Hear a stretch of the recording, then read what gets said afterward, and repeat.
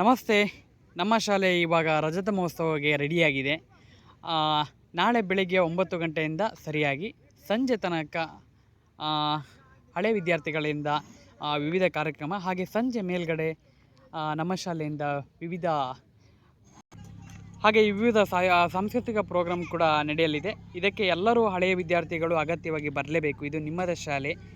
ನೀವು ಬಂದು ಇದರಲ್ಲಿ ಹಾಜರಾಗಿ ಚಂದಗೊಳಿಸಿಕೊಡಲೇಬೇಕು.